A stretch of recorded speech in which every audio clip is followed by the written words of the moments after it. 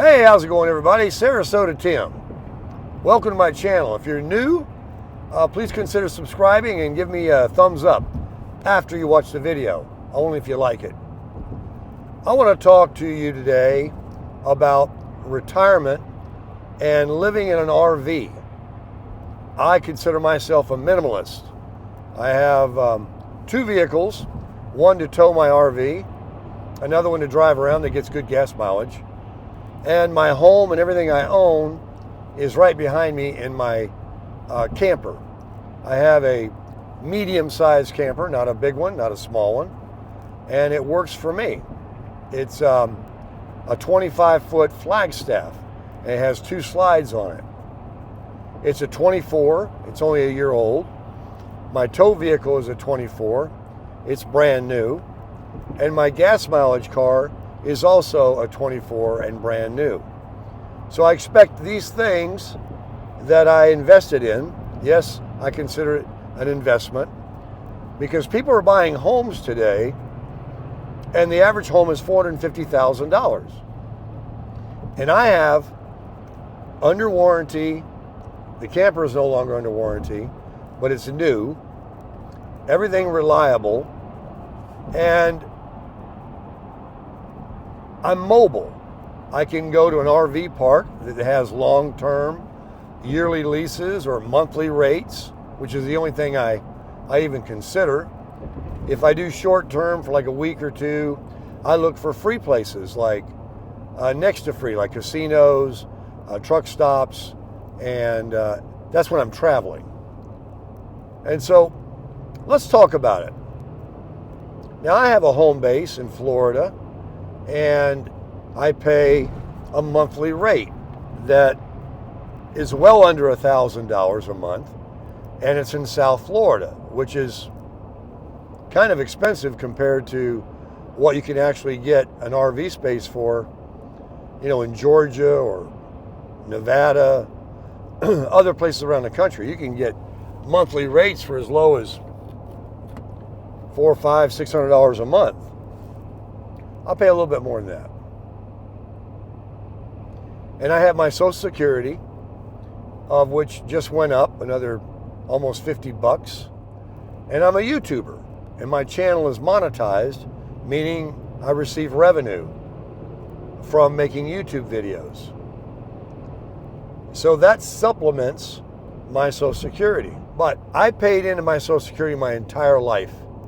And when I got to be 62 years old, I found out that if you wait until you're 67, a full retirement age, for another $300, $400, $500 a month, I would have to live till I'm 80 years old to ever see the first dollar ahead of what I lost for 5 years by not collecting. I'm going to get over $105,000 in my pocket, in my bank account, before next year, because I started taking it at 62. And the people that are still working, while they have an income coming in, they're still paying taxes, and they're not free. They're going to a prison job. And maybe they have to because they have debt, and they can't afford to quit. They didn't prepare. So I prepared, and I always saved my money. My goal was to live like this all my life. When I was younger working in my business, I actually had an RV and lived just like this, but still worked, doing my self-employment job.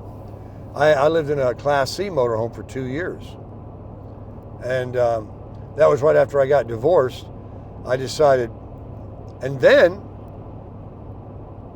I lost count of how many years. I shared a place. I was a roommate, and I rented a room, but it wasn't just a little room. I had full access to the house, the garage, the kitchen, even though I didn't use it. But I did use a garage, and I always sought for places that did give me full access, and for places that it was just the homeowner and me, not like some of these ads you see for roommates, and they got 3 other people living in there, paying, and everybody wants the air conditioning at a different temperature, and sharing a bathroom. No. I wasn't broke, but I wanted to save my money. So I paid $500 a month. And I lost count of how many years that I did that. So even when rents were $1,000, $1,200 a month, before the pandemic, I paid half that because I used to lease cars and for my business, so I'd have a nice car to drive around, reliable. I was in direct sales. I had to go out and make sales calls. And between my lease payment and my $500 roommate price, I was still hundreds under what people pay for rent or a mortgage. And I had a roof over my head. I had a brand new car. I was living large then. And then I said, one day, I've always been infatuated with RV lifestyle. I watched a lot of YouTube videos. And then when the pandemic came, I was in an apartment. My money was saved. And they raised the rent $500, which was like 50%. And I said, no way, Jose. So I said, I'm out of here. And I bought an RV. And I lived in it for 2 years and went back to banking my money again. In fact, I didn't have any rent because I was property manager. And so I banked some more money. And then it just fell into my lap that what I had was a little bit too small, and I did want to travel. And the vehicle I had was not big enough. I had a Toyota 4Runner to pull it, even the small camper. It was outmatched.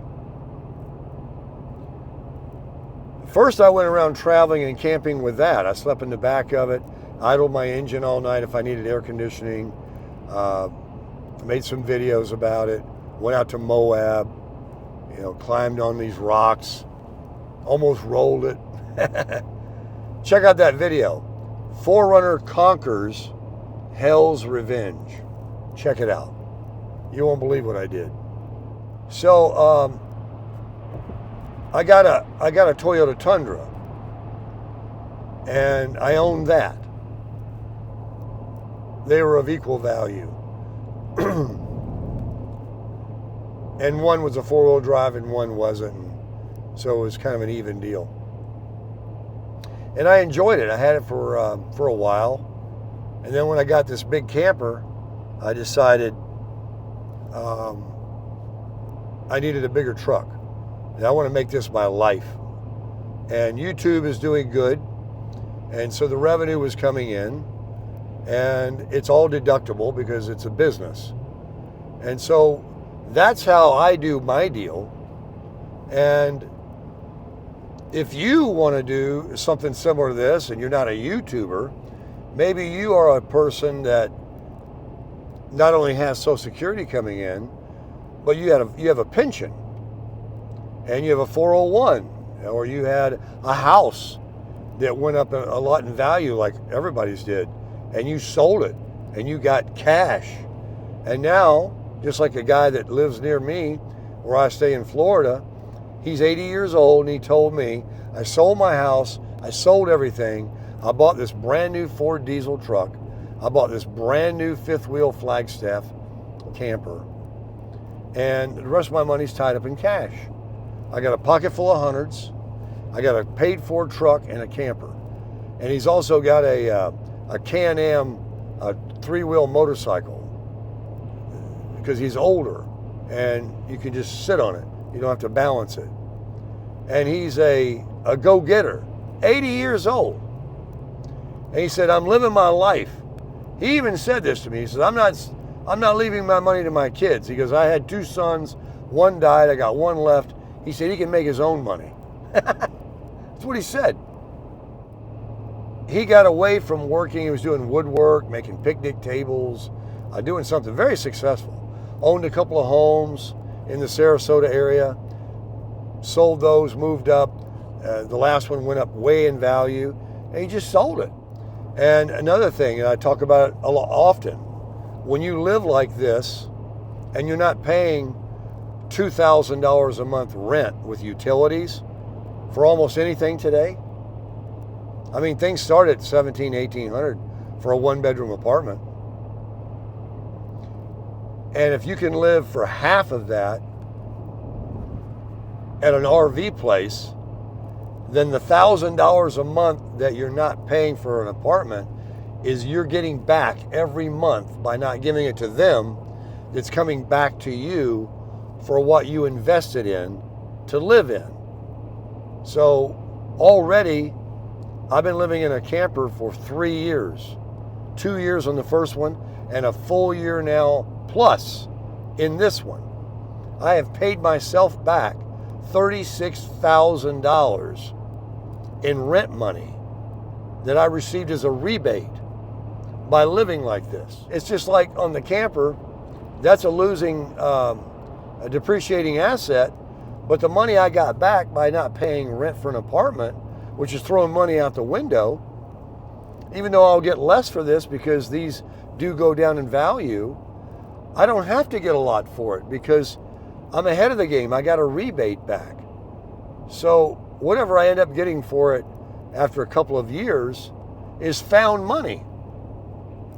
Like the one I traded in for it, I think it was like 10, 11,000 for it. Maybe 11.5. So I got all the money back and then some. And so when I traded it in and they gave me $10,000 for it on paper,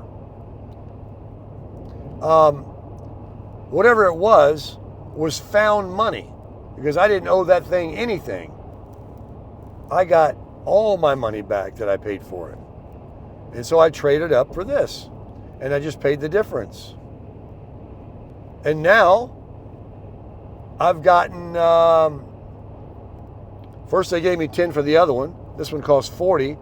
And I've gotten back another 14 because I bought it in October of last year, $1,000 back every month. That's 14 more thousand.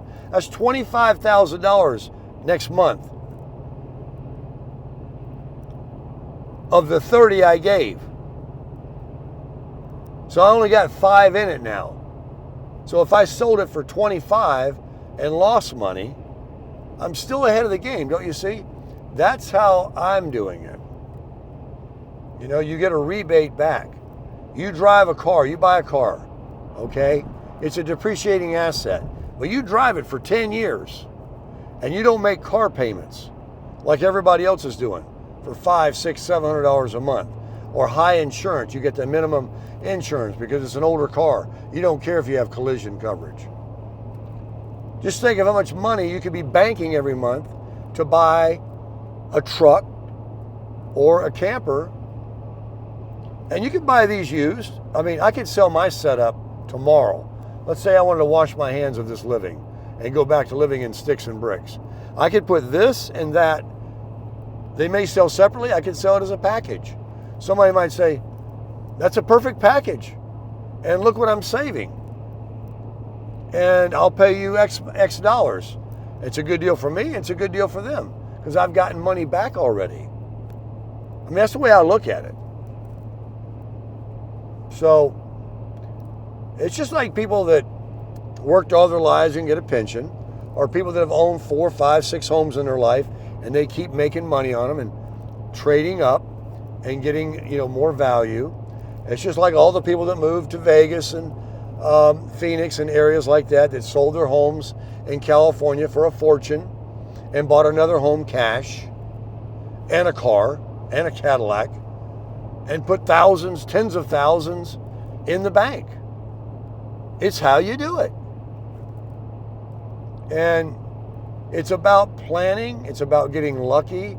It's about using real estate to do it. It's about I know people that, because I'm older now, I've met people that are received an inheritance. Their parents died and left them their home, and they sold it, and they bought truck, camper, whatever, and they went out into the RV world. Now, this video is about RV living.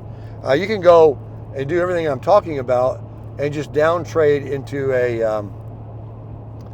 like a little apartment or condo from a big house.